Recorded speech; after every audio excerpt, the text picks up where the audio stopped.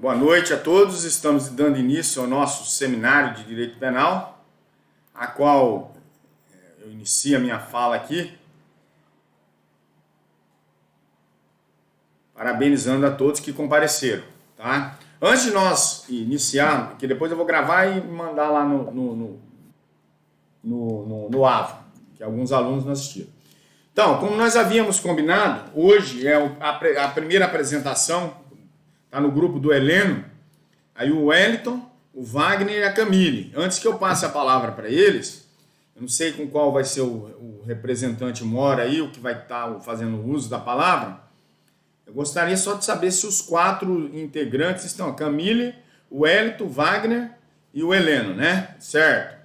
E aí, eu vou passar a palavra. Quem vai ser o orador da turma aí?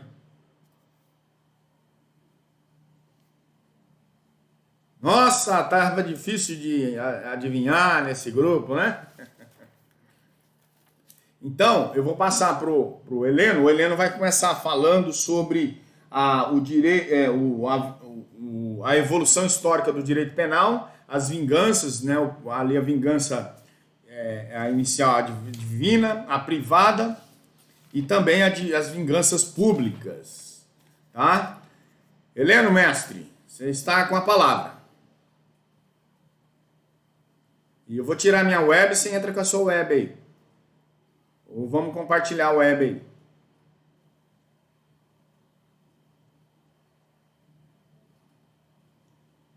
Heleno? O pessoal tá me ouvindo bem aí ou não? Ah, tá. Não estou te ouvindo, Heleno. Não estou te ouvindo. Agora? Também não. Ainda não ouve? Ouvindo agora? Ouvindo? Não estamos te ouvindo, não. Uai, então deixa eu reiniciar aqui, só um momento.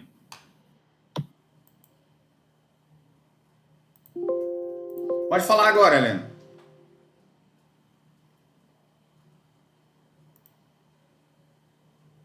Vocês estavam ouvindo o Heleno? Fala, Wagson. Enquanto o Heleno entra aí. Wagson, boa noite, tudo bem? Wagson, eu falei com a Lorena.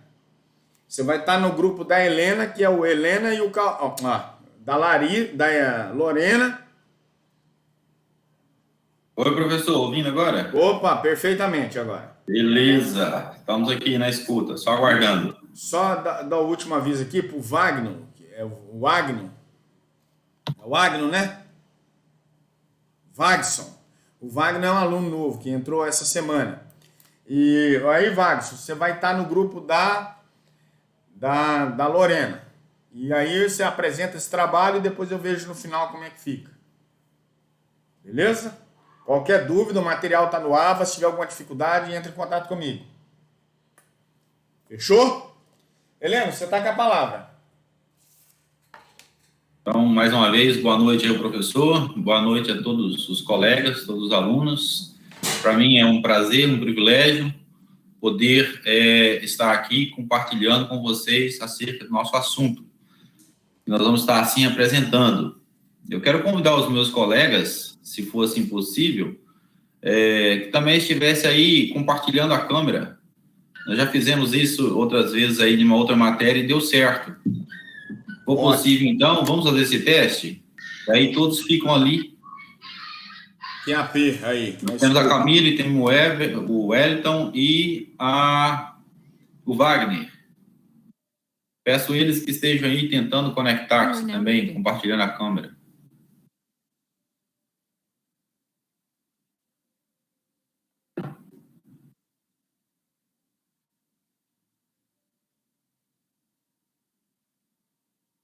No final nós vamos tumultuar esse AVA aí, viu? Vamos compartilhar todas as câmeras aí, porque amanhã é feriado mesmo.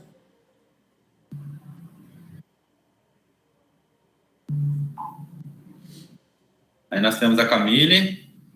Aguardar mais um momentinho. Camille, Oi, Camille. Boa noite. Tudo bem, né?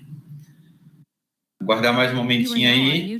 o Wagner e o Wellington. Estão por aí?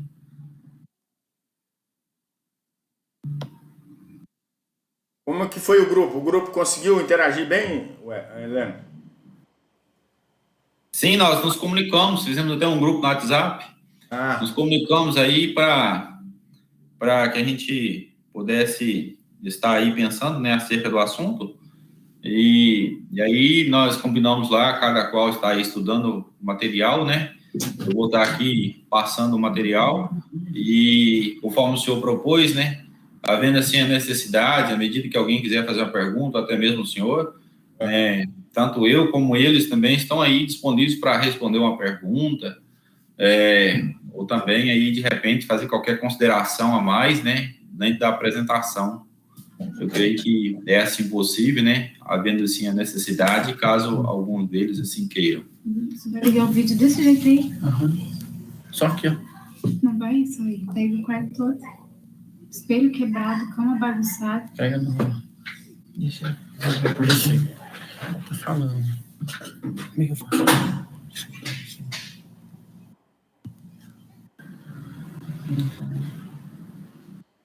O Wagner e o Wellington não conseguiram conectar a câmera, compartilhar?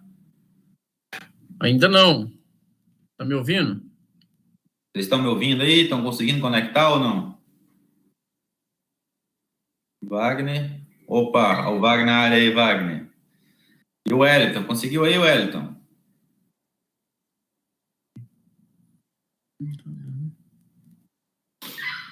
Eu espero, eu vou falar, tem um pessoal aí ainda que está procurando o grupo, né? Depois de quase uma semana, está perdido.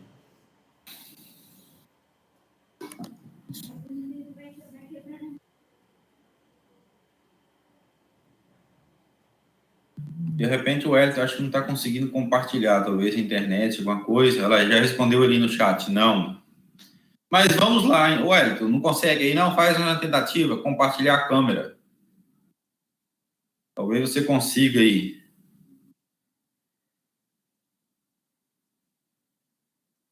Aguardar mais um minutinho.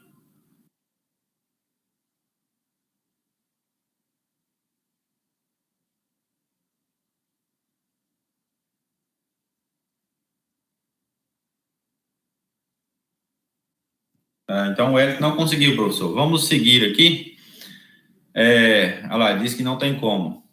Mas vamos seguir aqui a nossa apresentação, iniciar o nosso conteúdo, falar acerca daquilo que foi, assim, proposto a nós. E aquilo que foi proposto a nós é falar sobre as vinganças, o poder de punir nas sociedades primitivas. Falando, então, sobre as sociedades primitivas, o que nós podemos ver é a seguinte questão, que as notícias históricas acerca do direito penal apontam para a sua estreita relação com as vinganças nas comunidades da Idade Antiga e Pré-Histórica.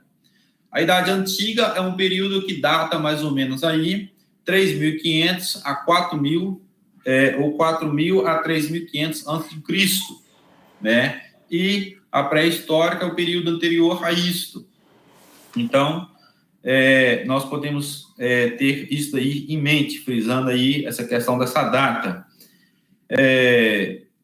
As vinganças penais, né, nesse período, o que nós podemos, assim, ver? Que não podem ser consideradas como vinganças penais, né? Senão unicamente como um embrião. Ou seja, por quê? Justamente porque o que acontecia naquela época era uma forma de dar uma resposta àqueles que quebravam seus costumes naquele período, né? Devido assim, então, o seu comportamento desviante ou comportamento que quebrasse os costumes, as regras da sociedade naquele período. E dentro disso, então, o que nós podemos ver? Que nesse período pode ser identificada, pelo menos, aí, 3 espécies de vingança. A vingança divina, a vingança privada e a vingança pública.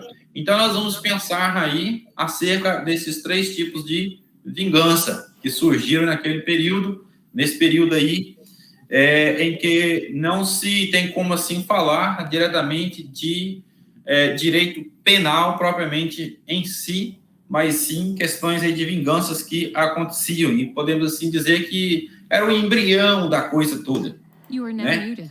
Então vamos pensar em primeiro lugar sobre a questão da vingança divina, como que ela acontecia, qual que era a ideia acerca da vingança divina. O que nós podemos assim compreender acerca da vingança divina é a seguinte questão, que naquela época, quando alguém tinha um comportamento desviante, quando alguém quebrava uma regra, quando alguém quebrava um costume, essa pessoa, ela recebia a vingança diretamente de Deus. Então, as pessoas tinham a concepção que era Deus quem trazia as penas para aqueles que quebravam assim, os costumes naquela época, nesse período, né? Conforme nós vemos aí que data muitos anos aí antes de Cristo. Então, eles tinham a concepção seguinte, que um fato que estava acontecendo na sociedade, por exemplo, se acontecesse uma seca muito grande, muito terrível, é porque alguém havia quebrado um costume, porque alguém havia praticado algo que foi considerado assim um crime, né, para eles naquela época. Então, o que acontecia? Eles entendiam o seguinte, que quando acontecia qualquer fenômeno na natureza, era a resposta de Deus ou dos deuses, a região, aquele povo, aquele grupo, né, acerca do quê? Por causa daquilo que eles haviam cometido, por conta do comportamento errado que havia, assim, praticado.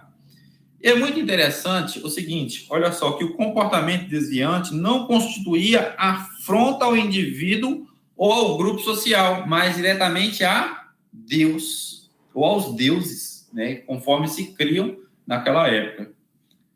Então, o crime não era contra uma pessoa, o crime não era contra o Estado, o crime não era contra a população, o clã, a tribo, mas era contra quem? Contra Deus propriamente. E quem tratava com a pessoa era o próprio Deus.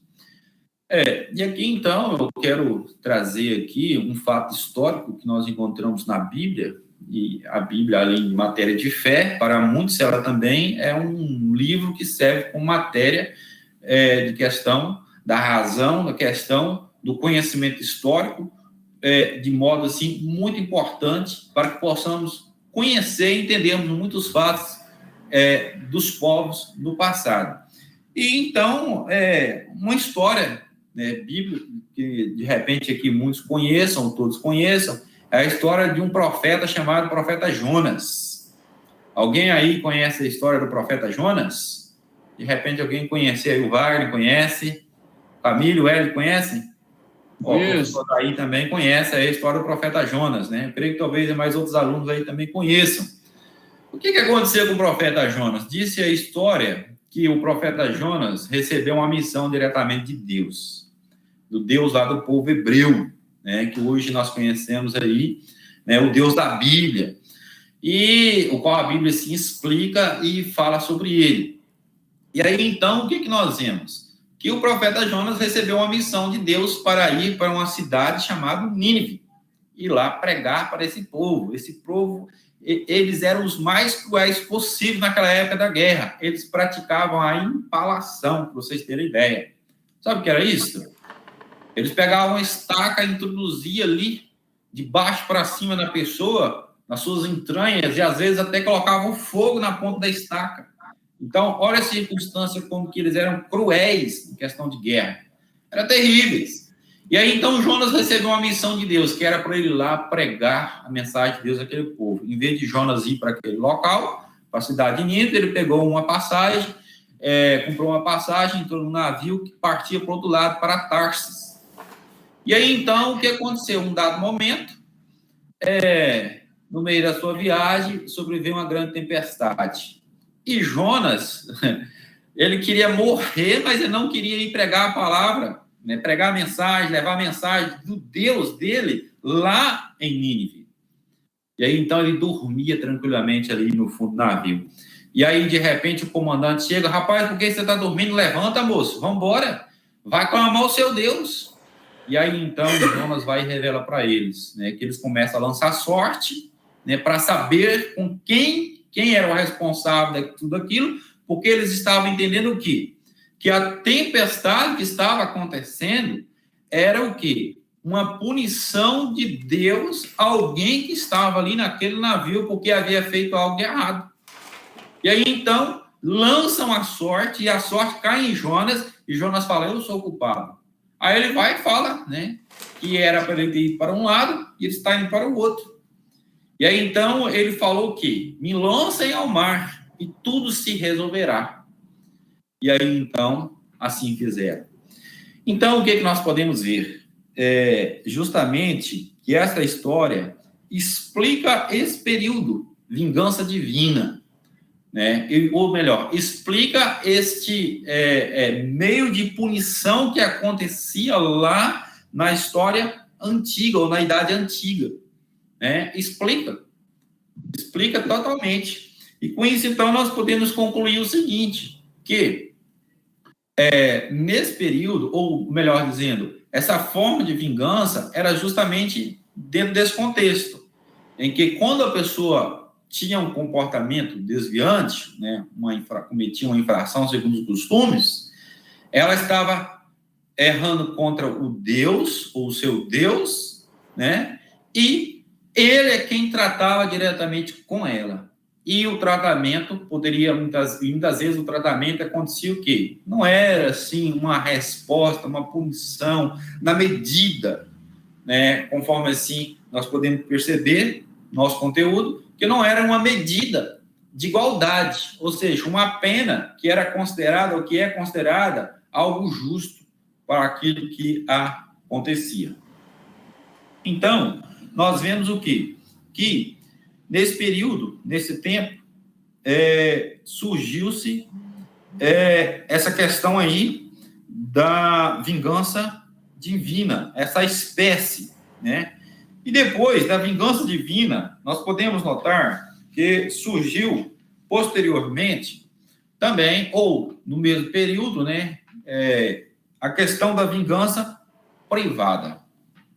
Aconteceu aí a questão da vingança privada. Já a vingança privada, ela tinha o contexto em que a pessoa que era ofendida, a pessoa que recebia o crime, ou que alguém cometia um crime contra ela, uma ofensa, né, tinha um comportamento desviante, quebrava seus costumes da época, ela tinha o direito de vingar aquilo que alguém lhe havia feito contrário a ela, certo?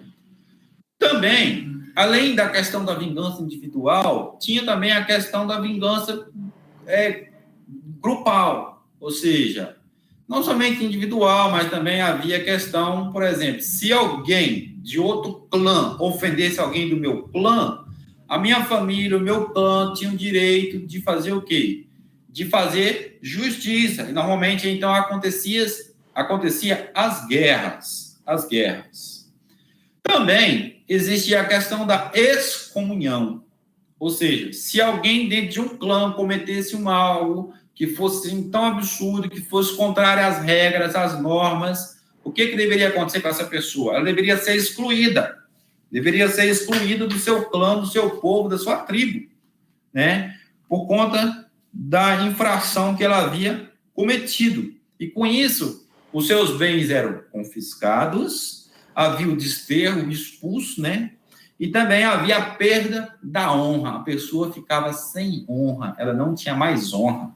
Ninguém mais a respeitava, ela não tinha honra alguma. Então, nós podemos notar aí que também acontecia essa questão da vingança privada, onde uma pessoa ou um grupo se julgava no poder, no direito de fazer justiça com as próprias mãos, segundo bem assim entendesse, de acordo com o crime que alguém havia cometido. E aqui eu quero trazer mais uma vez a questão de um fato histórico que a Bíblia registra, encontramos na Bíblia. A Bíblia nos fala sobre a história do povo judeu, do povo hebreu, falando lá sobre os filhos de Jacó. Jacó foi um homem que teve vários filhos, e veja bem, ele teve uma filha, ou melhor dizendo, a única filha mulher, né? A única filha que ele teve se chamava Diná, e diz a história lá que um povo, né, um outro clã, os siquenitas, o povo de Siquém, o que eles fizeram? Um dentre eles lá se apaixonou por Diná e se apropriou dela e teve relação com ela, quebrando assim, então, os costumes daquela época do povo hebreu, né? Quebrando assim os costumes. Por quê? Alguém para casar-se naquela época precisava ser do mesmo clã, não poderia se envolver, principalmente ali a questão do povo hebreu, não poderia se envolver com outro povo. E aí, então, esse camarada vem cá e se junta com a Diná à força. E aí, então, o que acontece? Eles falaram assim, o chefe lá dos siquenitas, né, juntamente cá com o chefe do povo, os judeus, né, fizeram o quê? Falaram o seguinte, olha, vamos fazer uma aliança, vamos casar os dois. E aí, então, os filhos de Jacó falaram o quê? Tá bom, vamos casar. Vamos casar então, vamos fazer aliança. Só que segundo o nosso costume. E o nosso costume disse o seguinte, que para alguém casar com alguém dos nossos, tem que ser circuncidado. Circuncisão era o quê? Cortar ali a pele do prepúcio, do órgão sexual masculino. Puxava-se a pele ali, era cortado com a faca. E aí, então, eles pegaram os irmãos de Diná e fizeram esse combinado. Vamos fazer o quê? Vamos fazer esse combinado aí da gente poder fazer essa aliança, fazer o casamento de Diná, né, com o camarada lá que havia se deitado com ela. E aí, então, propôs, e eles aceitaram. Então, todos os homens de Siquém tiveram o quê? Que se circuncidar. E aí, quando estava na pior fase da circuncisão, que é a partir do 3º dia, que a dor está intensa, está terrível, o que eles fizeram? Eles foram lá e mataram todos os homens de Siquém, fazendo assim justiça ali pelo nome da sua irmã, pela honra dela, por causa daquilo que ele, um camarada lá de Siquém, havia feito, se apropriar dela injustamente. Então, nós vimos o quê? Justamente a questão da vingança privada.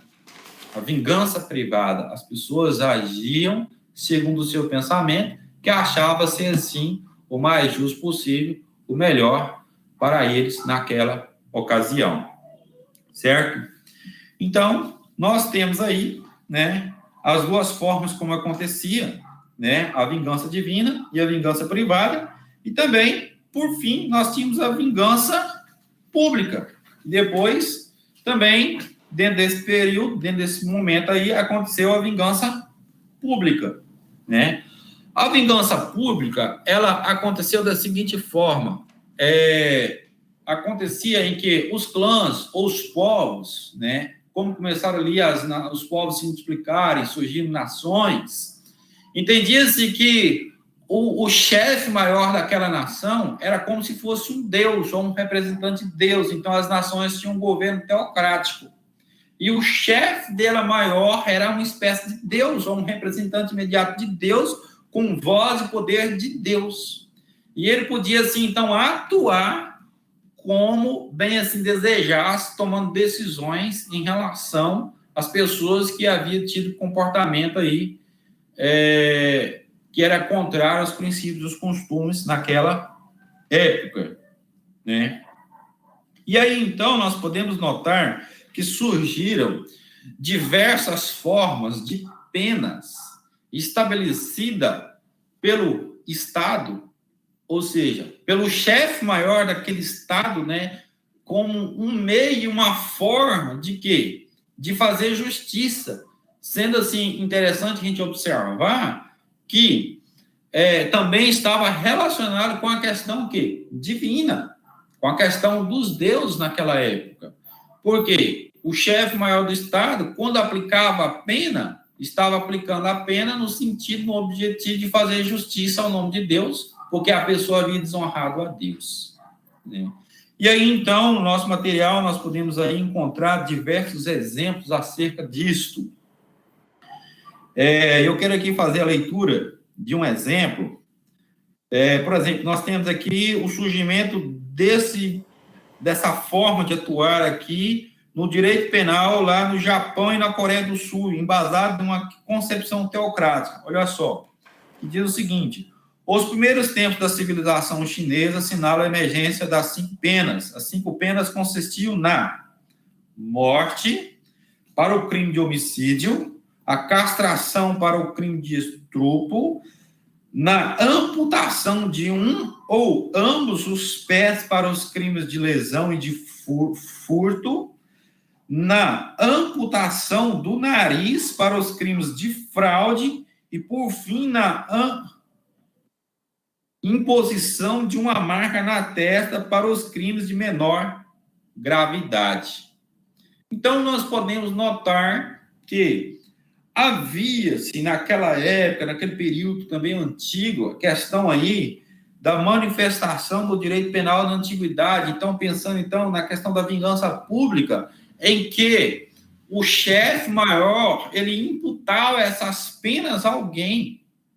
E o interessante é o seguinte, que essas penas, elas nunca eram justas, ou seja, correspondiam àquilo que a pessoa havia praticado, mas elas tinham sempre o quê? Um objetivo de intimidar outras pessoas para que não praticassem o mesmo crime ou os atos desviantes que aquelas pessoas haviam cometido. Então, né, conforme nós temos aqui esse exemplo, né, nós podemos ver diversas penas que aconteciam naquela época, dessa forma, conforme aqui dito, né, na própria, também ali, nação judaica, nós podemos ver que havia a pena de morte, havia o apedrejamento, né, em caso de roubo, em várias questões, né, havia possibilidade de alguém ser apedrejado.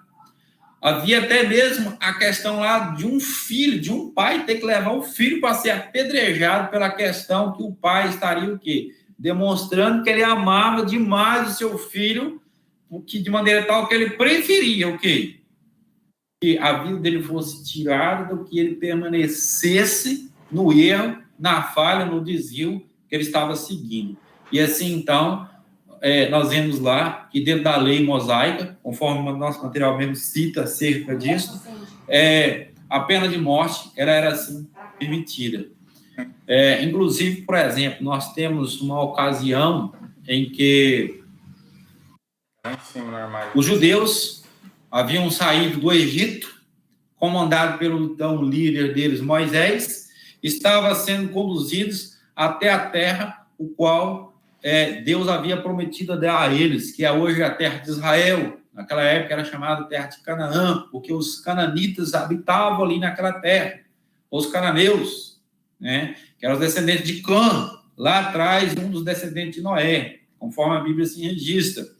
E aí, então, disse que Moisés morre na entrada da terra e Josué assume a sua função de líder, né, o seu lugar, né, como liderança.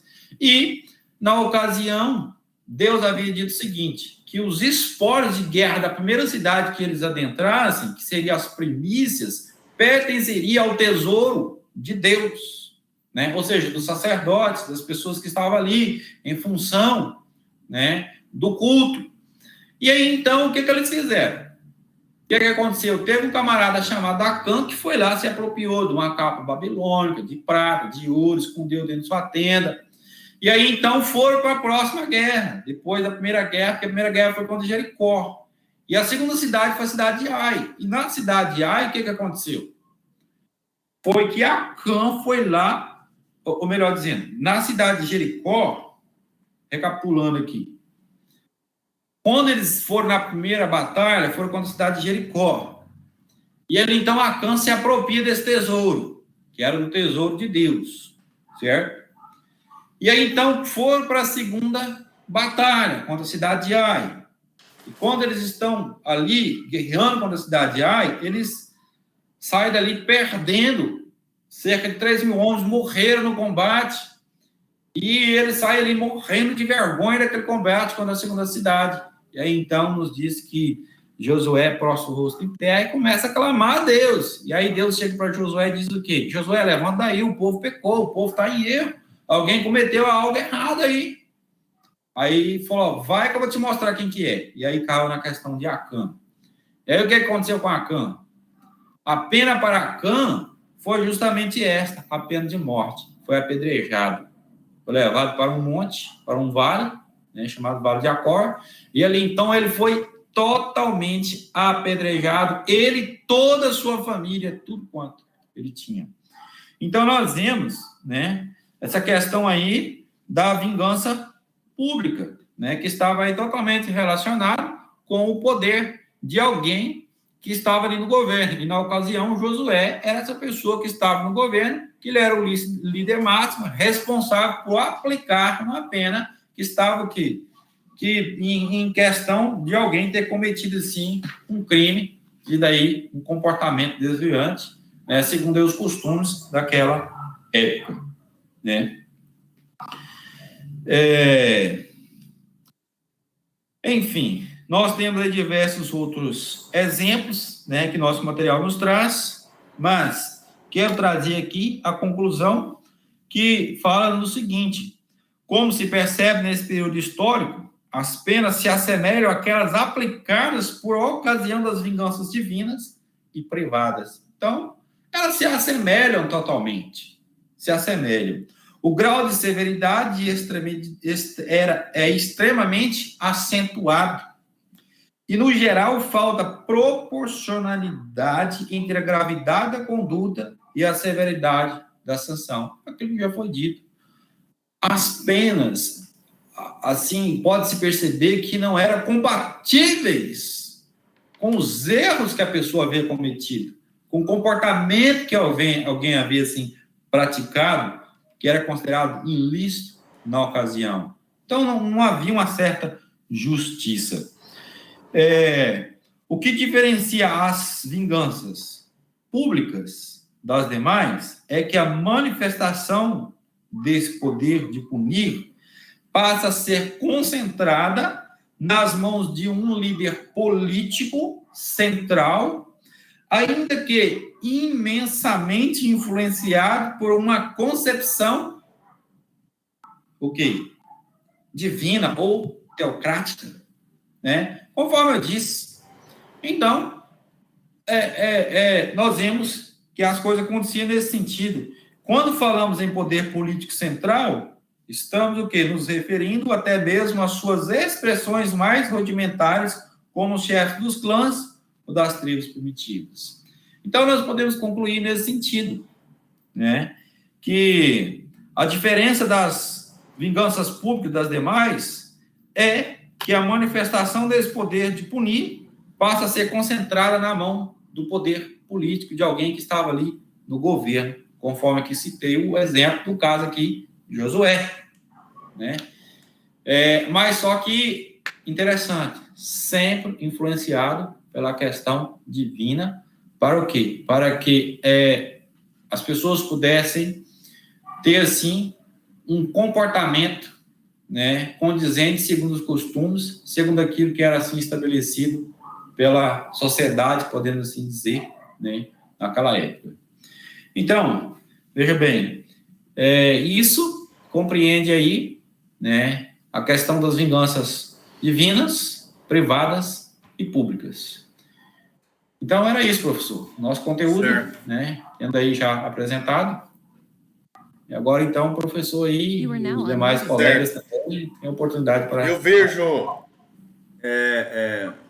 parabenizar você e o grupo aí que se interagiram muito bem, mas aguçou dentro de mim, e cabe a mim apimentar essa situação, e eu, na sua explanação, eu percebi que, né, que você, e até o conteúdo e também próprio conteúdo, teve uma inclinação para o lado bíblico. E aí eu te perguntaria, eu pergunto para o grupo, nesse contexto todo, não sei se vocês pensaram. Nessa época não existiam os princípios que nós estudamos, principalmente o princípio da proporcionalidade, né? E se vendo dessa forma, eu queria que o grupo me respondesse. Eu pergunto se os colegas, os outros alunos aí, a Adriel, a turma todinha tá atentamente ouvindo aí? Sim. Não só os apresentadores, eu pergunto a turma todinha. A Verônica, a Camille, Cleidiane, o Hércules. É porque tem que estar interagindo com esse povo aqui, senão eles dormem, né? E aí eu pergunto pro grupo, nesse contexto do que foi apresentado, se usava, né, até então, era a aplicação da pena divina. E aí nós podemos dizer, então, e aí eu estou perguntando, não estou afirmando, eu tenho as respostas, que Deus, então, Deus, ele era um tanto, o Deus ou os deuses, podemos se dizer que nessa época, por não ter uma ordem jurídica, Deus, então, era injusto. Quando ele aplicava uma pena desmesurada, uma pena, por exemplo, para todo o clã, para todo o grupo, e aí eu vou contextualizar, uma tribo agora na atualidade, então Deus era injusto. O que vocês me dizem? Pode o grupo responder. Ó. Nesse contexto divino, vingança divina, privada e a vingança pública. Professor, tá me ouvindo? Eu tenho a resposta, professor, mas vou deixar os alunos responder aí, eu tenho um pensamento. Tá certo. Mesmo aí nessa passagem que Professor, ele citou a respeito. Antes de você responder aí, a Cleidiane que está no chat tentando resolver. Só um momentinho, Cleidiane. E aí, olha só uma das penas aqui nas vinganças, da vingança pública, era do diabo mesmo, porque era abraçar uma coluna de ferro incandescente. Misericórdia. O cara tinha que estar... Era algo que inexplicável, até para chegar perto daquela coluna, você já pensa, você está na beira de uma figura, eu já te dou a resposta, já te dou a palavra. Você está perto de uma fogueira, para chegar próximo a ela, já fica difícil, né? Aí imagina você ter que se aproximar para abraçar uma coluna de ferro, digamos aí, chega a estar vermelha de fogo. Pode responder. Mediante aí o que o colega... professor, Pode falar, Cleidiane. ei, deixa eu falar aqui, me perdoa que eu entrei na aula já atrasada, saí da escola correndo para participar da aula, e quarta-feira tem retorno das aulas presenciais, né? Mas, assim, deixa eu falar assim, a minha posição no que eu entendi aí da explanação do nosso colega Heleno. O nosso Deus é um Deus de amor, um Deus de misericórdia, mas um Deus de justiça também. Naquela época era a lei de Moisés que prevalecia, depois da fundação do mundo, onde o Deus criou o mundo perfeito para que não houvesse pecado. Mas, infelizmente, o pecado adentrou o mundo, e Deus, depois de muito tempo, ali naquela passagem ali da criação, Deus levantou Moisés, uma história bem longa, né, que eu não vou falar aqui agora, que vai tomar tempo da aula do professor, e ali existia a lei de Moisés, que era olho por olho, dente por dente. Mas o nosso Deus, ele é um Deus de amor, igual eu já falei, um Deus de misericórdia, mas também de justiça. Tá bem? Positivo. O grupo aí, pode falar, Wellington. Então, nessa mesma passagem de Moisés, chegou um determinado período que eles caminhavam, Deus queria também eliminar o povo. Não sei se o pastor Helena aí também sabe dessa passagem. E Moisés intercedeu pelo povo, por uma promessa que Deus tinha feito para Abraão. Então, a nossa misericórdia maior é Cristo. Então, naquele tempo, surgia mesmo essa parte lei e como também a colega também mencionou aí, né? Olho por olho, dente por dente, e Deus achava assim, que se destruísse, fazeria de novo, né? Mas Moisés pegou lá em Abraão e falou, não, você fez uma promessa, seu amigo, e aonde que agiu com a misericórdia ainda com o povo. Diga aí, Helena. Vamos ver. Eu tenho a resposta aqui, mas pode falar, Helena. Na minha concepção é o seguinte, como eu caminhei aqui dentro dessa perspectiva bíblica, né, usando os fatos históricos, né, bíblicos, eu penso que não havia uma injustiça, porque havia lei, né, dentro da questão judaica. Então, as pessoas, elas tinham a lei, elas tinham conhecimento. Então, a lei, ela trazia o quê? Justiça.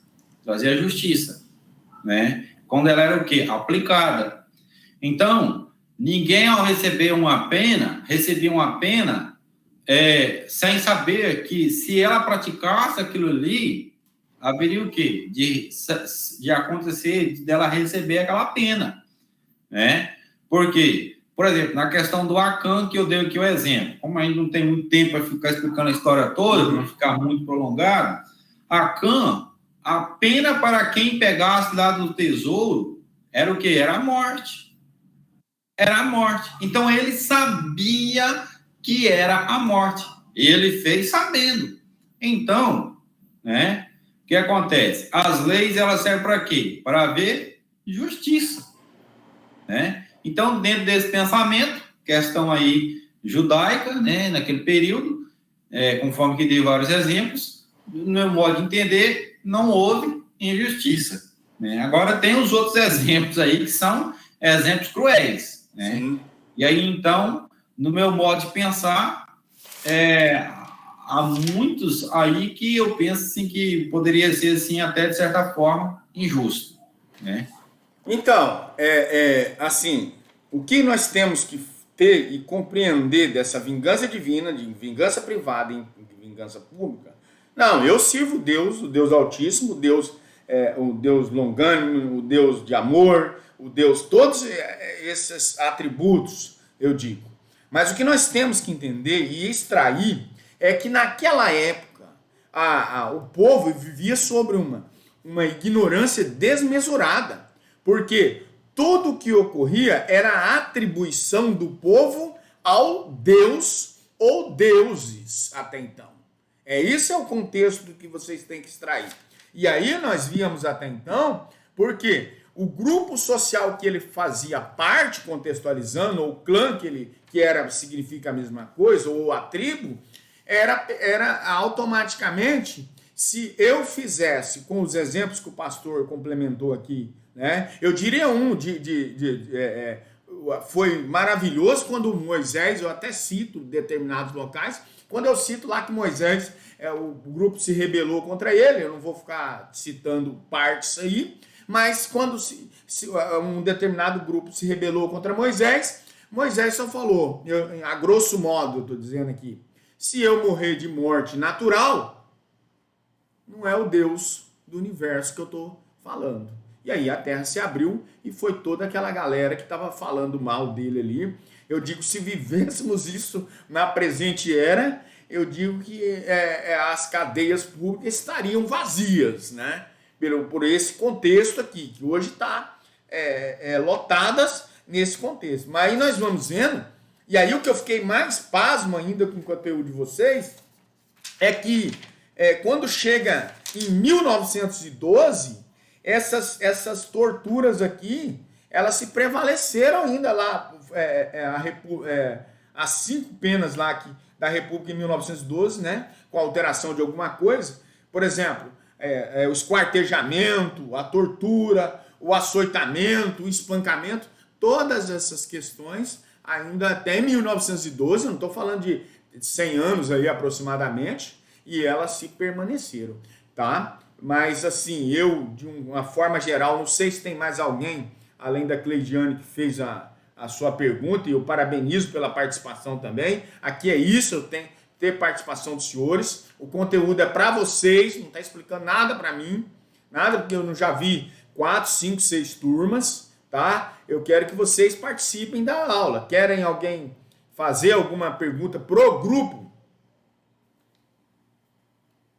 Parece que o Clemerson aí.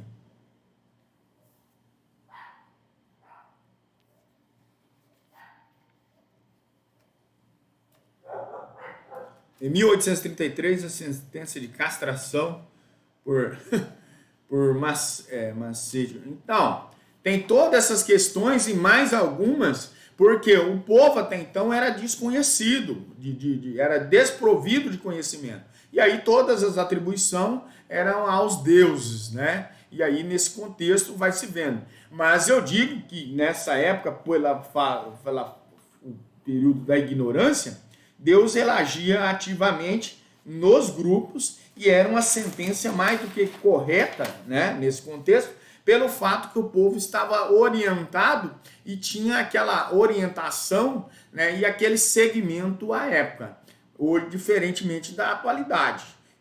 Às vezes não vem, né, mas as coisas se acontecem quando nós nos contraímos algo até contra Deus. E outra coisa que eu vejo é que as penas, além de severas, por exemplo, o senhor disse aí, uma marca na testa, olha que coisa horrível, a pessoa tem que carregar aquilo para o resto da vida, além tinha outra lá que eu vi quando você estava falando, era totalmente vexatórias, né? A questão de amputar a mão, amputar o pé, né? São várias questões. Dependia da classificação do crime. Isso. Né? E aí até o nariz da pessoa poderia ser amputado. O nariz, esse, que era um ato. Já pensou a pessoa andando no meio da rua sem nariz? Era uma coisa totalmente. Mas então, professor, conforme o senhor disse aí, né, na concepção minha, meu modo de entender, eram penas legais, penas justas dentro da concepção para o período. Mas observando hoje, conforme o próprio material diz, eram apenas descabidas, né? Muito acentuadas por alguns crimes, né? Se for pensar na questão da lógica de hoje, mas para aquela época, né? E aí, como a Cleidiane falou, eu complementando, agora dando eu creio que Deus é justo, independente do que nós vimos e lemos na Bíblia, algumas coisas de forma desmesurada, mas o Deus que nós servimos, ele é justo. E naquela época eram as penas, digamos que era o que tinham em mãos e serviam. Uma outra e última ponderação que eu quero fazer é a questão de, lá na vingança privada, né, se admitia todas as formas. E hoje, por exemplo, se eu empresto um dinheiro para uma pessoa, contextualizando, tá? Por isso que é bom vocês que estão aí não participando da matéria, ficarem atentos. Contextualizando. Hoje, se eu devo um valor, se eu pego emprestado com o Wellington aí, digamos que eu pego com o Wellington 50 mil reais com ele emprestado. E aí eu falo que não vou pagar. Mas o Wellington sabe que eu tenho lá na minha casa uma televisão de 100 polegadas, ele sabe que eu tenho um carro na garagem que vai suprir aquela dívida, vai amenizar aquela dívida. O Wellington me topa, o Wellington vem até a minha casa, ele mais 2 amigos dele, isso é contextualizando o conteúdo que foi aplicado. O Wellington, ele pode entrar na minha casa, pegar o meu televisor e o meu carro e levar embora para sanar essa dívida? Dentro do nosso contexto jurídico hoje, de forma alguma. Ele não pode, né? Ainda que ele esteja o quê? Ainda que ele esteja cometendo um crime aí pelo fato de ele ter pego um dinheiro emprestado comigo, ou melhor dizendo, eu tenho emprestado, ele ter dito que iria pagar e não pagou, eu não posso ir lá, porque eu tenho meios legais para se resolver essa questão. Boa. Isso se chama exercício arbitrário das próprias razões. De maneira alguma é admissível no direito. E aí que seria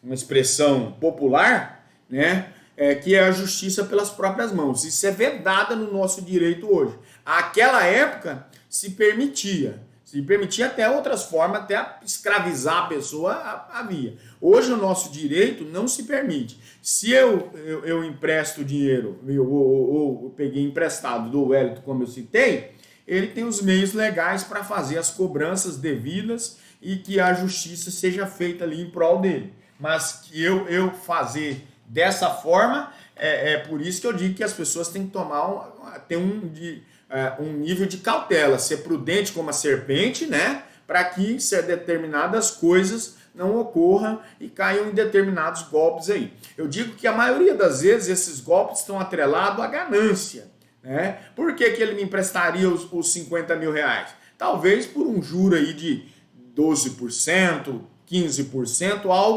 algo totalmente fora da caixinha do que nós vivenciamos hoje. Então, nesse contextualizando, hoje de forma alguma se admite qualquer tipo de exercício arbitrário das próprias razões ou penas desmesurada. Não temos um tribunal de exceção que permitiria aí, como nós temos visto nos Rio de Janeiro, São Paulo, os grandes centros aí, o pessoal do tráfico não pagou, eles vão lá e fazem a execução. Não é permitido, tá?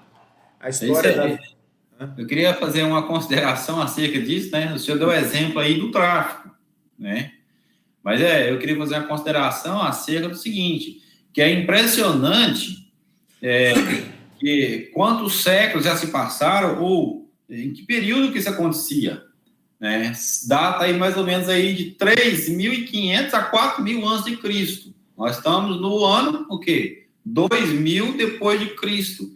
Então, somos aí cerca de 6.000 anos, 6 milênios. Interessante o seguinte, 6 milênios se passaram, nós temos a questão judicial que nós temos hoje, né? As leis que nós temos, e é impressionante como que às vezes ainda acontece nos dias de hoje.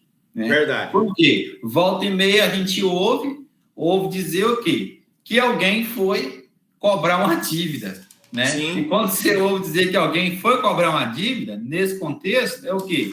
No contexto é o seguinte, ou a pessoa paga, ou então ela morre. Né? Então é impressionante quantos anos eles passaram, milênios, e ainda a gente vê isso acontecendo no tempo que estamos assim, vivendo, né? Beleza. Parabéns pro grupo aí, tá? Parabéns ao grupo, foi excelente a apresentação aí. Obrigado, professor. Muito obrigado. Eu passo agora a palavra professor. Oi. Eu só queria acrescentar aqui algo, né? Eu acho relevante, eu considero relevante, porque, assim, nós vivemos hoje numa geração, graças a Deus, nosso estado de Rondônia é um estado abençoado. Quando existe denúncia, algo assim, questão de violência, a justiça já é acionada, quase a gente não ouve tanto. Mas nós temos estado aqui no Brasil que a lei, essa lei que eles apresentaram no trabalho deles, formato aí de punir os crimes, os erros, existe muito. É algo assim muito triste. Nas redes sociais, né, nas televisões, a gente vê muitas reportagens, né, sobre esse assunto, das pessoas criarem suas próprias leis, igual foi falado aqui, né, o tráfico, que é um dos piores, eu acho que é algo muito demoníaco, né, é o tráfico, onde eles criam as próprias leis deles e eles se acham os donos da justiça. Então, é muito triste mesmo, porque existe, sim, camuflado, que não é tão aberto para a sociedade, mas existe, sim, muito triste isso, nos nossos dias, nossa geração. Não fosse uma geração do Moisés, naqueles que vinham, né? Mas também nossa geração hoje, 2021, existe muito isso ainda. É verdade. Beleza, parabéns. Obrigado aí pela sua participação, Felipe. Eu vou chamar o grupo aí. Quem é o carro-chefe do grupo aí?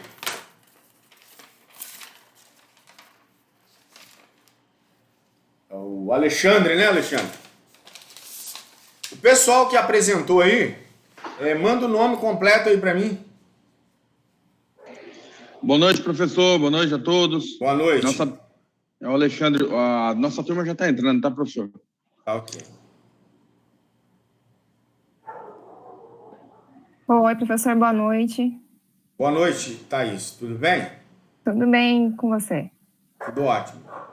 Boa Tainara, noite, pessoal. boa noite. Da nossa turma, acho que está faltando só o Tiago, né, Tainara? Isso. O Tiago está aí, Tiago? Está por aí?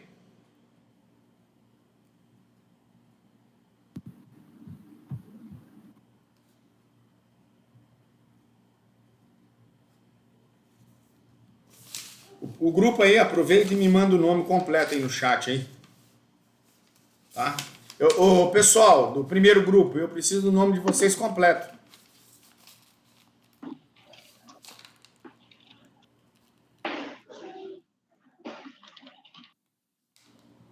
Filha.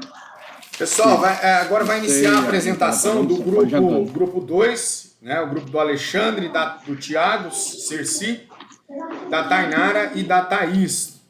O Tiago ele chegou a participar com vocês?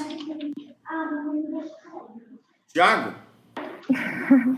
Não muito, professor. Não muito, eu não sei. Nada? A gente fez um grupo no WhatsApp também. Não sei se ele teve algum problema. Ele acho que não está nem presente aqui, né? Hoje. Ele não comentou nada se iria participar ou não. Então manda bala aí que ele vai ter a nota que merece. Então tá. Bom, então a gente vai falar sobre o direito penal na antiguidade, o direito penal laicizado da antiguidade e o direito medieval. Bom, então, começando a falar a respeito do direito penal na antiguidade, a gente já remete ao Código de Hammurabi, que é um conjunto de leis criadas pelo sexto rei da Suméria, Hammurabi, da primeira dinastia babilônica, no século XVIII a.C., na Mesopotâmia. Bom, o Código é a legislação mais antiga de que se tem conhecimento, e o trecho mais conhecido dele é a chamada Lei de Talião. Essa lei, ou pena de Talião, é o ponto principal e fundamental para o Código de Hammurabi, porque se baseia na famosa frase que até a Cleidiane comentou agora há pouco nos comentários do outro grupo, olho por olho, dente por dente. Mas o que era esse talião, né, que a gente fala? O talião não é um nome próprio, como muitos pensam. Esse termo ele vem do latim e significa como tal, idêntico. É daí que temos o porquê da pena se basear na até então justa reciprocidade para com o crime, né? Por isso a frase. Então, o objetivo dessa legislação era trazer a justiça. Bom, o Código ele também traz não só punições aos infratores e responsáveis que as infringiam, mas também ele tinha o intuito de garantir a proteção aos inocentes, aos mais fracos, aos injustiçados, garantir o pagamento de dívidas, né? Então, para a época, o surgimento da proporção entre o crime ocorrido e a punição através do Código de Hammurabi era o correto, né? Então, pela frase, a gente pode perceber que a pena ela estava estritamente relacionada com o delito. Ou seja, então, dependendo da gravidade do ato praticado contra a vítima, o culpado ele teria as consequências na mesma intensidade. É importante ressaltar também que o Código de Hammurabi é de suma importância para o direito atual, pois ele, como já foi dito, constituiu a primeira legislação para o direito como fonte de justiça, valendo que as leis elas partem de uma evolução histórica, né? E é de importância analisar que essas mudanças elas decorrem pelos interesses de uma sociedade. Então, desse modo, a legislação de Hammurabi ela serviu como base para o direito moderno como forma de atentar, né, para a segurança de uma nação, a organização social, a conduta dos indivíduos em uma sociedade, né, para obter o respeito como cidadãos, e impondo limites também ao poder do Estado, como até já foi explicado na aula do professor Odair sobre os princípios. Outra legislação que se valeu da Lei de Talião foi a Lei das 12 Tábuas. Essa daqui foi um conjunto de leis elaboradas no período da República Romana por pressão dos plebeus. Nela demonstrava como deveriam ser os julgamentos, né, as punições para os devedores e o poder do pai sobre a família. Ela foi importante porque eram leis escritas, diferente do Código de Hammurabi, que ele foi talhado em uma rocha e era escrito em letras cuneiformes, que tinham o formato de cunha mesmo, né, como símbolos. Então, a lei das 12 tábuas, por ser escrita, não corria o risco de ser manipulada, porque ali antes as leis eram transmitidas de forma oral, tanto pela aristocracia quanto pelos sacerdotes. Então, assim, os plebeus eles estavam sempre em desvantagem, né, porque não tinham nenhuma garantia de processo justo. Por isso, os plebeus eles exigiram essa mudança no sistema. Então, foi que, em primeiro lugar, eles conseguiram a criação da figura do tribuno da plebe, que era um cargo para defender os seus interesses, e com isso, né, por essa iniciativa, as leis passaram a ser escritas, e daí um trio de magistrados da época, lá em Roma, foi até Atenas para estudar a legislação que vigorava lá, para poder aprender e elaborar um código para os romanos. Então, igualmente ao Código de Hammurabi, a lei das 12 tábuas, ela combinava penas rigorosas com procedimentos severos. Ela diz muito sobre a sociedade e os métodos judiciais romanos, além dos tabletes, onde eram escritas as leis, elas representavam o primeiro documento legal a oficializar o direito romano. Outra legislação que se valeu da lei de Talião foi a legislação hebraica. A civilização hebraica, ela era constituída por pastores com baixo nível de instrução, e eles tinham com isso uma forte influência religiosa, né? Então, a legislação da época hebraica, ela foi dividida a princípio em 3 etapas. A primeira, que foi o período pré-mosaico, onde nela os povos se baseavam na vingança privada, e era utilizada contra um assassino, um adúltero, um ladrão. E a punição escolhida, ela se estendia da família do culpado até a 4ª geração da própria família. A segunda etapa foi a legislação mosaica, que foi um divisor de águas aí para a época, porque aqui trouxe o advento dos 10 mandamentos, que foi enviado por Javé a Moisés e deu origem ao chamado direito penal mosaico. Né? Aqui a legislação ela foi considerada bem avançada para os padrões vividos até então. Então, algum desses traços da segunda etapa foi a existência de castigos divinos. Aqui também entrou a lei de Talião, né? Olho por olho, dente por dente. E, por fim, a terceira etapa, que foi a etapa Talmud, que em português significa estudo. Né? Ela possui regras, leis, preceitos, opiniões, e atualmente ela é usada nas sinagogas como instrumento do rabino para orientar os seus fiéis. Então, aqui a lei de Talião já não era mais tão exercida como na fase anterior, né? Então, houve uma evolução da segunda etapa para a terceira, com penas mais brandas. E aqui, na segunda etapa, a gente também pode ver uma semelhança com o Código de Hammurabi, porque lá na segunda etapa, ela tinha punições muito severas, como a morte do filho por desrespeito aos pais, morte por falso testemunho. E aqui, professor, só para concluir, porque aqui no grupo a gente decidiu dividir para falar entre a Tainara e eu.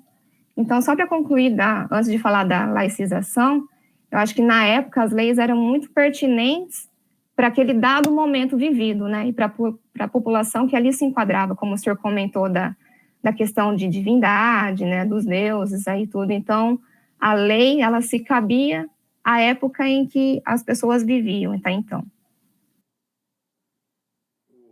Com licença um pouquinho, Tainara. Só fazendo um adendo aí na fala da nossa colega, lembrando, né, antes de você entrar na laicidade, né, lembrando que o Brasil Colônia, ele também se adaptou e se amoldou de forma que a própria lei de Talião, com a aplicação de penas pertinentes, abusivas e desumanas. Então, nós também usamos, lá no Brasil Colônia, na época do Colônia Portugal, tá? Portugal Colônia, perdão, aqui no Brasil, né? As leis manuelinas, afoncinas e filipinas. Só para concluir, para colocar junto aí, tá bom? Pontuar. Muito obrigado. Como a Thais apresentou aí, a gente ficou meio em dúvida, porque o senhor tinha pedido só para um apresentar, mas como... Não, mas se o grupo...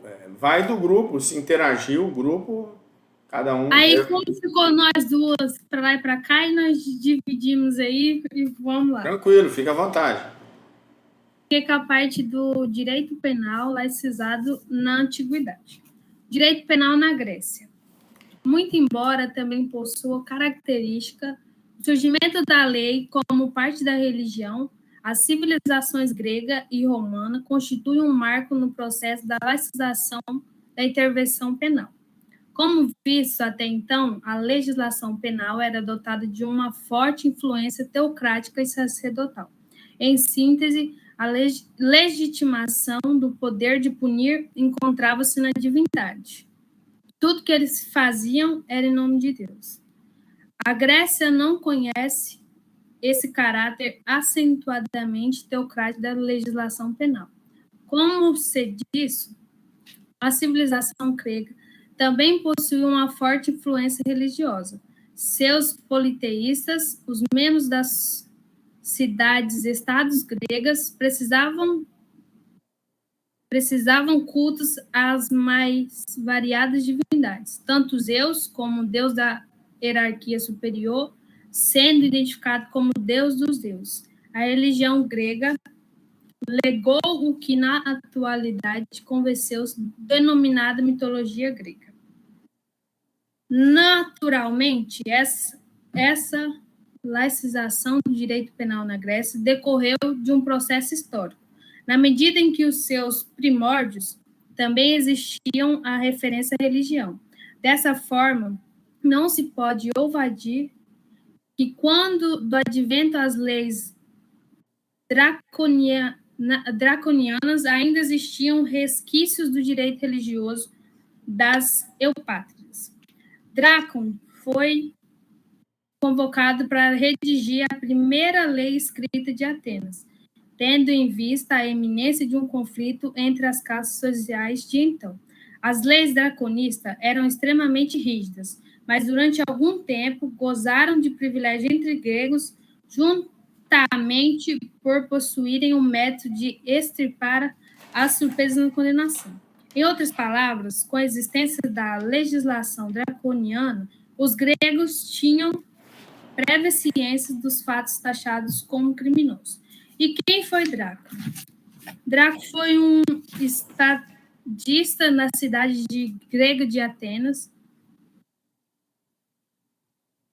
político revolucionário para sua época. Foi também o primeiro legislador do polis gregas, famoso por ser excessivamente severo, quando não sanguinário. Uma das mais importantes ações foi a elaboração de um código de leis, thesme, em grego, que serviam como a primeira constituição escrita da cidade de Atenas. As leis concebidas ficaram conhecidas como o Código de Draco, cuja redação ocorreu por volta de 620 a.C., e onde por quase todos os crimes era aplicada a mesma pena, ou seja, a pena de morte, deixando bem clara a sua característica severidade e intrangênia. Os dispositivos deveriam ser seguidos rigorosamente, sempre aplicado por meio de um magistrado denominado tesmoteta, o que impediu os nobres eupátrias de interferir as suas leis segundo o seu interesse. Caracterizado por sua imparcialidade, era essencialmente uma legislação considerada muito severa, assim o termo draconiano. Logo se tornaria popular, utilizado para qualificar as normas que exacerbavam o rigor punido.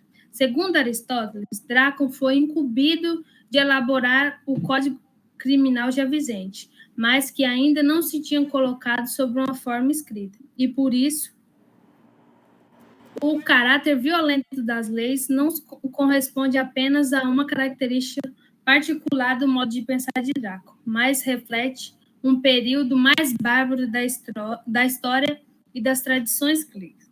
Seu principal mérito constituiu em proporcionar normas determinadas e igual para todos, constituindo o primeiro passo para diminuir os privilégios da aristocracia, o que na época provocava contínuos conflitos sociais desordens e instabilidade política.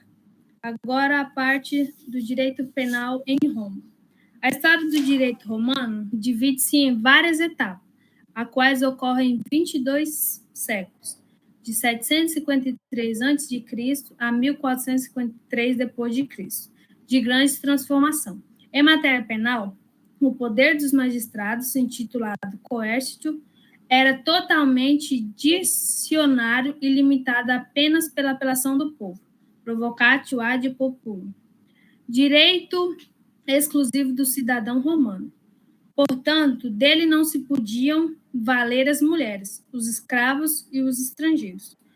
No Império Romano, a condenação de certas infrações exigia o pagamento de uma indenização, mas a penalidade mais frequente era a morte. Como ocorreu nas demais civilizações, os seus primórdios, os romanos, se pautavam por uma legislação penal de teor religioso. Nessa fase, destacava-se a figura de pater familias, que possuía uma gama de poderes que limitados sobre os membros do seu grupo familiar, inclusive do direito da vida e morte. Até esse momento histórico, esse poder de chefe da família não poderia ser alterado por nenhuma autoridade. Suas decisões eram inapeláveis e não havia intervenção de poder político constituído sobre os fatos que lhe competiam. A edição das leis da sétima tábua constituiu um marco na legislação penal romana. Neste momento histórico, Roma assistia à inclusão de uma revolta social resultante da luta entre a plebe e o patriciado. Uma das principais reivindicações dos interesses da plebe era a edição de uma legislação penal para que, dessa forma, houvesse um limite ao poder dos magistrados, membros do patriciado, que se valiam de arbítrio punitivo contra a plebe. O tribuno da plebe, Terentio Arsa, propôs a criação de um grupo destinado à elaboração de um código destinado à plebe. Temendo a separação da plebe em relação a si, o patriciado decidiu pela criação da magistratura, constituída de 10 membros, cujo objetivo seria a elaboração de um código não apenas para os plebeus, mas para todos os romanos. Esse grupo adotou como paradigma a legislação antiniente de Solon. Assim que surge a Lei das Tábuas, entre 451 a.C. e 450 a.C., que, como já referido, também acolheu a Lei do Talião, que nem a Thaís já explicou. Em relação à Lei do Talião, a legislação romana era bem peculiar. À medida em que a Lei das 12 Tábuas admitia duas modalidades, apenas condenava a pena de talião quando não podiam apaziguar o queixoso. Era permitido, depois da condenação, pagar as penas e os danos, converter a pena corporal em pecuniária. Agora, o direito medieval. A partir do século V, no domínio imperial na Itália e nas províncias da Europa Ocidental do Império Romano, foi em grande parte varrida pelos imigrantes de povo germânico e outras ao colapso interno do aparelho administrativo, político e financeiro, bem como a administração das leis. As prisões são ocasionalmente mencionadas entre os poucos castigos indicados nas leis germânicas, mas raramente ocorriam. Segundo Peters, em Lombardy, na Itália, no início do século VIII, o rei Liutprand promulgou uma lei declarando de que um ladrão apreendido tinha que compensar por seu furto, pagar algum múltiplo de seu valor, e em seguida passar 2 ou 3 anos em uma prisão subterrânea. Na maioria das vezes, as prisões em terras alemãs constituíam quadros e buracos nas funções das fortificações locais, nas cavernas das prefeituras e em câmaras subterrâneas conhecidas como lords. O Luke Bromen era uma prisão de facto sob a Bromgate e o Burkelock foi localizado em Mainz. Durante a Idade Média, período histórico denominado por muitos Idade das Trevas, a repressão penal ainda estava longe de se pautar por critérios de humanização na aplicação da pena. Com efeito, o excessivo rigor na ampliação das sanções é uma das características marcantes desse período. A utilização irrestrita da tortura como meio de obtenção de provas para incriminar é outro dado presente na percussão criminal da época. Prontinho. You are now unmuted. Certo. Tem mais alguma coisa que vocês querem falar? A Thaís, o Alexandre, a Tainara. O Thiago, pelo jeito, eu vi que ele ficou pelo caminho, né? Então, depois choram-se as rosas. Então, pessoal, o grupo aí, a turma que está assistindo aí, querem fazer alguma pergunta aí pro grupo? Pode ficar à vontade, que eu tenho algumas aqui. Outra até em nível de ponderação. Vou fazer alguma ressalva.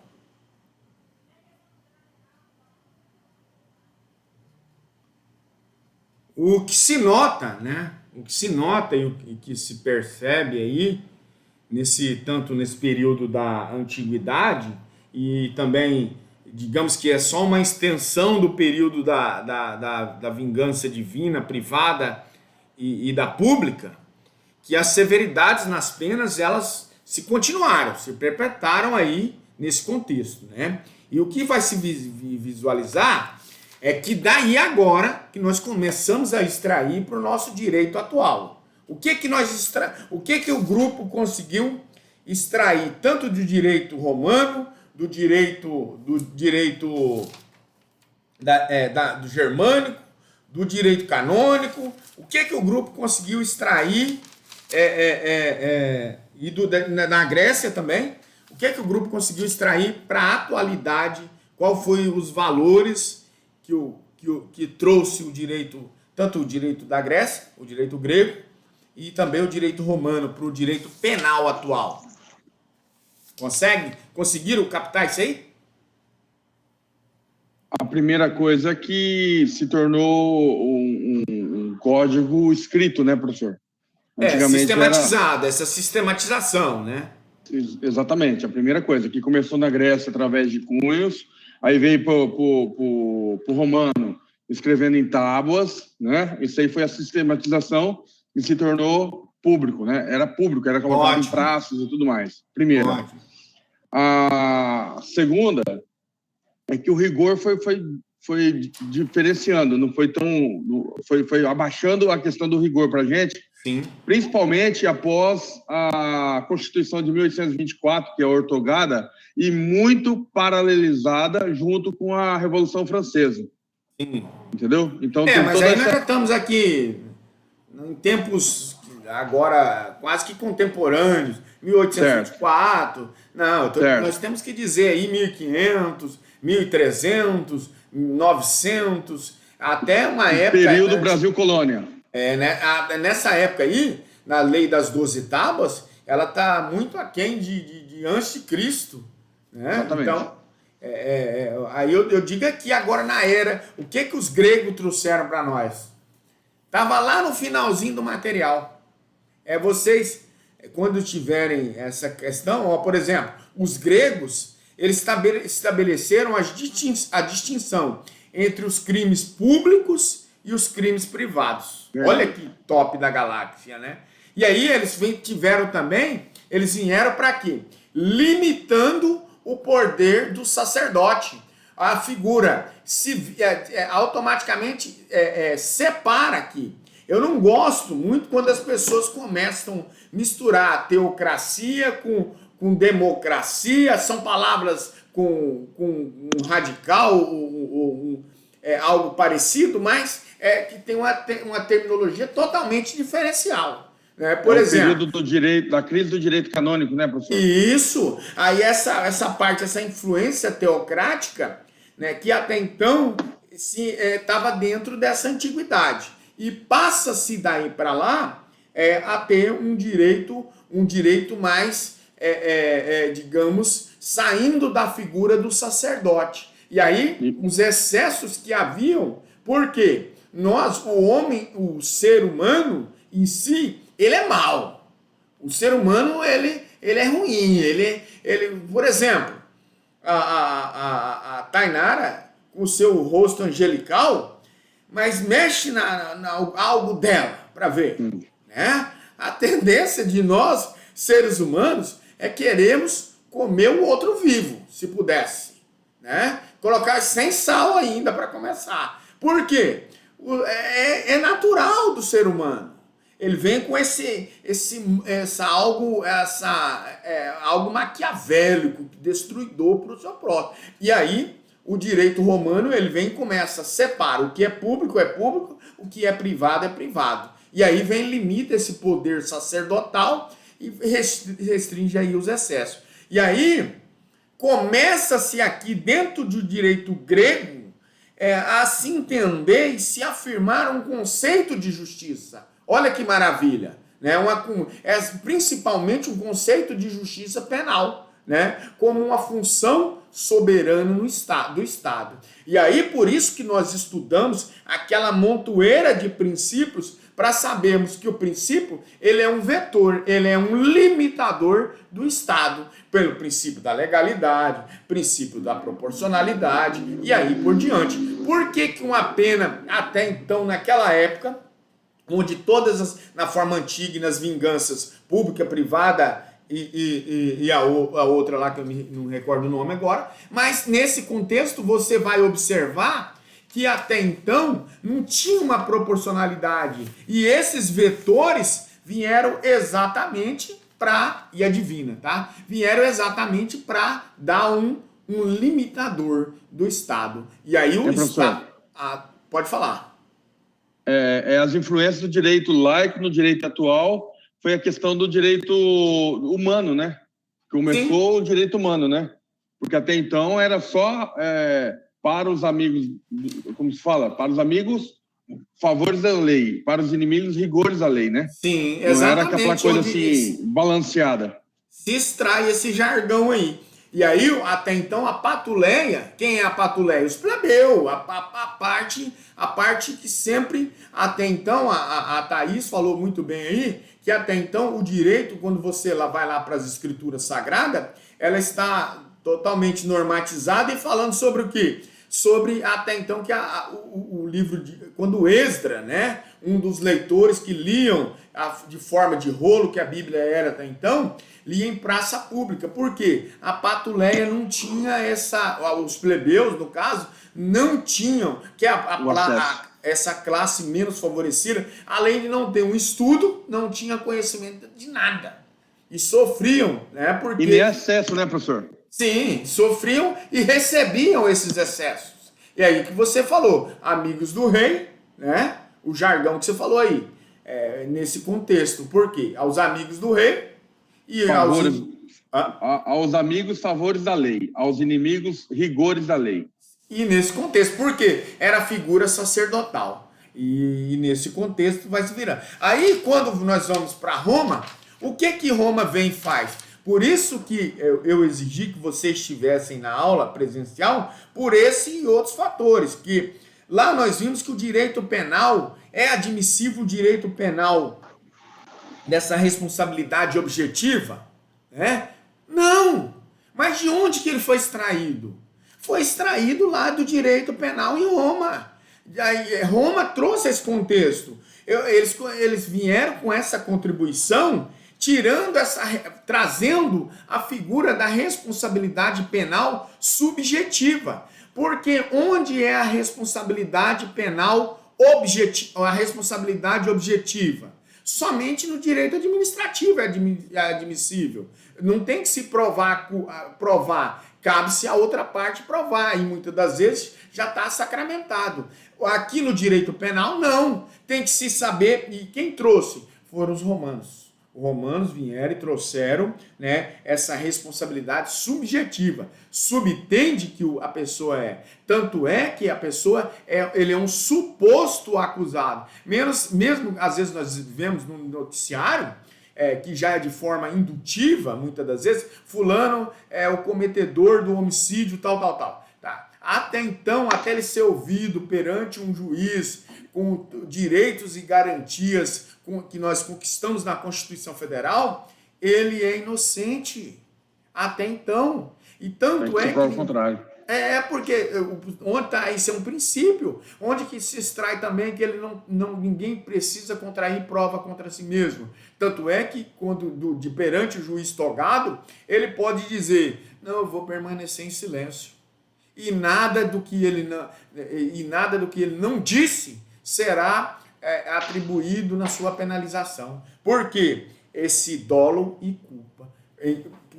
Nesse contexto aqui da explanação que vocês fizeram. E aí, essa noção de culpabilidade, onde veio extraída? Exatamente dos romanos.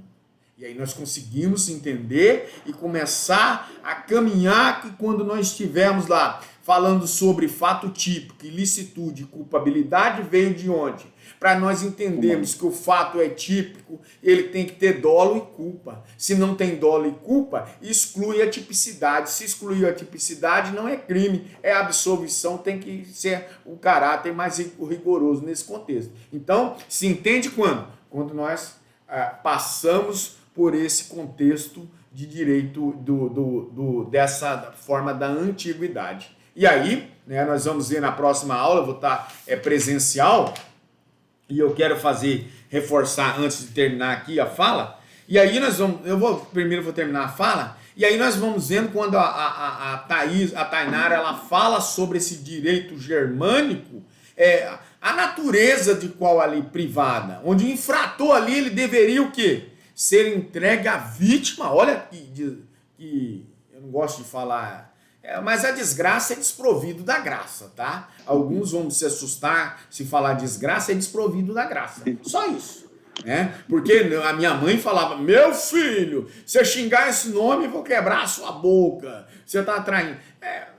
No contexto, né, é só desprovido da graça de Deus, está se afastando porque está se xingando aí nesse contexto. Mas era uma desgraça porque no direito germânico, a vítima era entregue aos seus familiares para que exercer aquela vingança. Então, a vingança até em si, ela era trazida dentro desse contexto familiar. E aí, os suplícios corporais, né, até o banimento daquela família se perdurou nesse direito germânico. Já no direito canônico, já se trata de um direito mais reservado principalmente ao catolicismo, né? Mais ligado à parte eclesiástica da Igreja Católica. E aí esse pensamento filosófico encontrava aí nos mosteiros medievais. Até, eu digo que em 1522, com Martim Lutero, quando ele descobre que não era da forma com que se usava. E aí nós víamos ali os delitos eclesiásticos, os delitos seculares e os delitos mistos, até então nesse contexto. E aí as práticas, porque estava atrelado exatamente, o povo continuava sem conhecimento. E aí é bíblico isso que eu estou falando. Oséias 6,3 vai dizer, o meu povo foi destruído por falta de conhecimento. E as igrejas deitavam e rolavam. E por isso que hoje eu não gosto de um misticismo que há de querer dentro desse atrelamento. Porque houve definitiva a separação de igreja e Estado. Então nós não podemos mais misturar. Mas o que ocorre é que parece que o ser humano ele costuma reciclar tudo. Né? Costuma reciclar. E querem a volta aí, tanto da ditadura, bem como de um governo teocrático. E aí, será que nós que estamos estudando e vendo, qual dos dois que vocês hoje, do grupo aqui, que apresentou por último, queriam? Teocrático ou ditatorial? Nenhum, gente. Nenhum dos dois. Nós estamos quebrando balizas quando nós erguemos bandeiras nesse contexto. Por quê? O teocrático era uma forma severa, eram os deuses que aplicavam o sacerdote a pena como ele quisesse. Você já pensou o seu filho, se o seu filho comete um delito aí, digamos hoje os mais comuns, o de trânsito, o seu filho tem que ser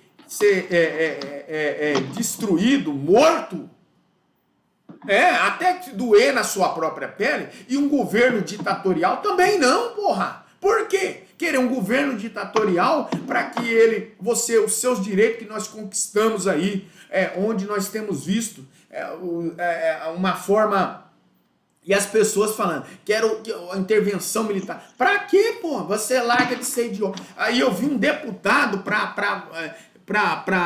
piorar, um político falando que queria intervenção militar. Eu falei, é um analfabeto, não sabe o que está pedindo. Por quê? Com uma intervenção militar, automaticamente, o governo, o serviço, digamos, o emprego dele, colocaria em lixo, em xeque. Ele está automaticamente falando, eu quero que acabe com o meu emprego. E aí, pedindo que não sabia, né? Mas eu reitero a minha fala, a Cleidiane falou aí no chat, desse jeito nossas mães nos anos educavam dentro das leis nos anos 70 e 80. A coisa era mais severa. Eu digo que eu não perdi a compostura do que eu fui ensinado com meus pais, até porque eu digo que dentro da sua casa, você que coloca as suas leis. Eu digo que você não devemos estar atrelado às leis, você não deve ser um psicopata ou um lunático para educar o seu filho a chicotadas, né? Não digo isso, mas que você que impõe as leis no seu domicílio. Ou eu estou enganado? Ou temos que ser... A própria Bíblia diz isso, não apartai a vara da correção. Sim, eu digo que nós temos que educar os nossos filhos de uma forma que você, usando sempre o diálogo, e de uma forma que vai trazer um contexto. Aí, porque as leis, muitas das vezes, estão muito divorciadas do que temos dentro das casas, né? E aí, por quê? São exatamente uns analfabetos como esse que fazem lei. Tá, mas mudando o contexto, eu pergunto ao grupo novamente aí, o pessoal que está nos bastidores, digamos assim, se querem fazer algum adendo, alguma pergunta para o grupo, que eu estou satisfeito com o grupo. Eu vi que estava bem sintonizado, estava bem sincronizado o grupo, né? Com exceção do Thiago, tá? Eu vi que o grupo nem me pediu auxílio no WhatsApp aí, estava bem sincronizado. Eu parabenizo o grupo aí pelo trabalho, tá? É isso aí, dessa forma. E quero a presença dos senhores, até para que nós, na outra aula só estava a Camille, a Juliana, a Bianca, as duas gêmeas, a Lorena e a Larissa, só, de mulheres. Agora tem mais aqui, tô vendo a Tainara, a Thaís, e compareçam, a Thaís parece que mora em Mirante, ela falou. Não tem problema falar que você mora aí não, né? Não, a Tainara e a Camila, a gente mora aqui em Mirante. Aí o transporte fica um pouquinho mais difícil, mas vamos ver se a gente consegue ir segunda. Certo, e aí será um prazer, até para nós nos interagirmos aí. Eu vou, na aula, na nossa aula presencial, eu vou fazer uma recapitulação dos princípios mais importantes, passarei para as fontes do direito, porque tem um pessoal que não assistiu nenhuma aula, e passo a falar do conteúdo que é interpretação, deixa eu só olhar aqui. Só olhar aqui o conteúdo. Acabou desligando. Mas é a interpretação das leis. É uma matéria bem importante, tá? Nós vamos entrar num conteúdo já partindo agora. Esse primeiro semestre, pessoal, é assim mesmo. É a interpretação e aplicação da lei penal. E aí nós já vamos ingressando, começando a entrar no Código Penal. Alguns pensam que talvez se entrar, mas nós temos que descobrir de onde veio essa galera, para que nós estamos pedindo. Por isso que eu digo, o estudante de direito, ele tem que se concatenar de tudo isso e já saber para a aplicação da lei penal. E aí nós vamos trabalhar em interpretação, hermenêutica, todo esse contexto aí, tá? Mas parabéns ao grupo aí. Se vocês quiserem fazer as considerações finais, pode ficar à vontade aí. Se as colegas me permitirem, eu queria só, em primeiro lugar, agradecer cada uma delas que me ajudaram muito durante essa semana. Agradecer a Deus, ao professor que também tive contato, tá, professor? Obrigado. Tranquilo. Tá, eu estou me mudando para cá, poucos sabem, eu sou pai solteiro, eu lavo, eu passo, cozinho, pago, Eita, recebo, glória. com 2 filhos. E é eu. Então, a Tainara e a Thaís me ajudaram demais. E eu queria agradecer a Deus pela vida de vocês, tá bom? Muito obrigado. Bem, precisando, Alexandre, a gente está aí. Isso aí. Qualquer coisa, chama lá que nós dá um jeito. Vocês conhecem aí o Éder Trindade? Sim, conheço. Então, eu comecei lá no direito... Na verdade, eu comecei lá no direito... Administração de empresa com o Éder Trindade. E aí eu migrei para o direito, fui até, eu acho que o 5º período de administração, parei, isso eu estou falando há 12, 13 anos, né? Parei, fui para o direito, aí me formei em direito. O senhor fez o caminho reverso meu, professor. Eu comecei a fazer direito e 4 semanas, 1 mês e meio, talvez, lá na Univag, em Várzea Grande, eu migrei para administração. Certo. E aí, quando faltava 1 ano para formar, eu já comecei a fazer contábeis, já matando um pouco de matéria. Faltando mais 1 ano, eu já fiz uma pós em gestão de pessoas, gestão comercial. E aí, depois de anos, eu vi que eu tinha feito uma escolha não muito legal, que é direito realmente, principalmente dentro da área que eu quero me especializar no direito tributário. Certo. Talvez... dizem que o penal ele pega você pelo pé, né? Mas, enfim, é o tributário. E aí, dentro disso aí, eu já faço consultoria empresarial, consultoria tributária, e é o que eu quero me especializar. Nós fizemos ao contrário. Eu fui para uma área, só foi para... inverteu. Aí depois eu me formei eu também tenho outras formações, né? Tenho formação em teologia e dou aula, vou começar agora a dar aula em outra faculdade aí, mas é de teologia, e também tenho formação em filosofia. Mas beleza, pessoal. Foi um prazer vê-los aqui, né? E espero que nós nos estejamos juntos no dia 13, tá? Não é 13 do PT, mas é o dia 13. 13/9 aí, tá? Parabéns pela apresentação. Vi que o grupo estava bem sintonizado, bem sincronizado. É assim que funciona mesmo, tá?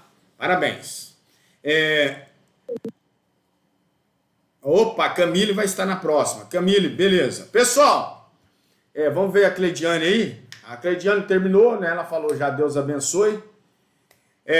Não tendo mais, a próxima apresentação. Eu espero aí que eu vou fazer algumas considerações, ô Cleidiane, sobre... a próxima apresentação tá por conta do Cauã, da Karine, tá? Cauã e a Karine é o grupo-chefe aí. O Osiel Gomes, já viram como que funcionou a apresentação? O grupo do Cauã é o Osiel Gomes, a Juliana e a Lorena Liberato. O grupo da Karine é a Larissa, a Juliana, o Gesmiel, e se tiver alguém que eu esqueci, me lembra aí, tá? Então, na próxima aula... Tá errado, Cauã? Oxi. Pessoal, é o seguinte. A Juliana tá aí, tem que estar aí, hein? Mas se ela não tiver, beleza. Ela deve estar em algum grupo aí, ela se manifesta aí depois. Pessoal, é o seguinte, tem um ponto de trabalho, tá? Um ponto daquelas questões, não sei se vocês se recordam, tá? Quem ficou sem essas pontuações, depois entra no WhatsApp comigo, fala comigo aí, né? A Ju está no grupo 4. É isso mesmo? Vamos ver aqui.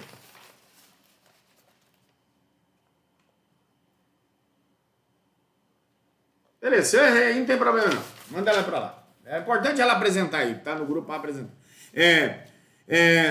Eu dei, foi 2 dias, duas vezes, questões valendo meio ponto, e aí cada um tem um ponto das questões.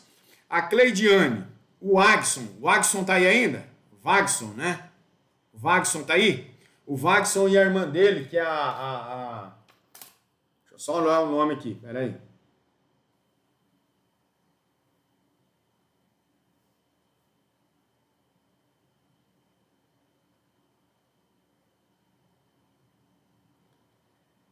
A Zielia, isso.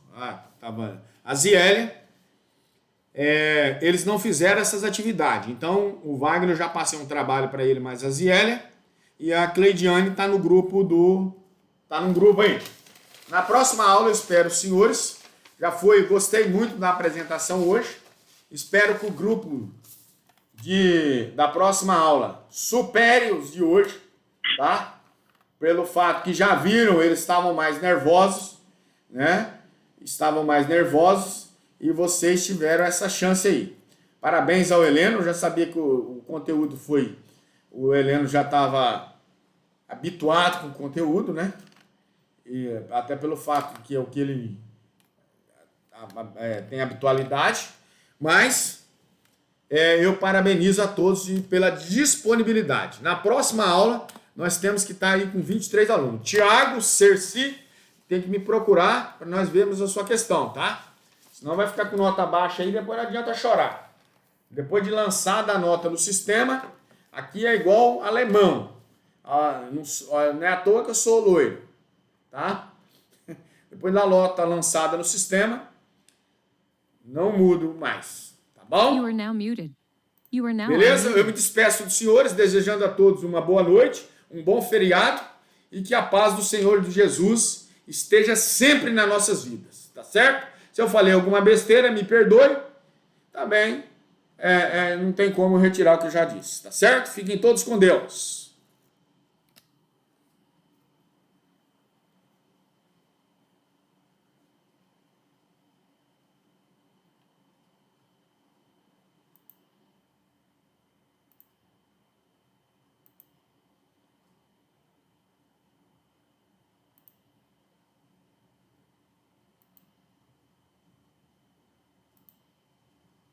You are now muted.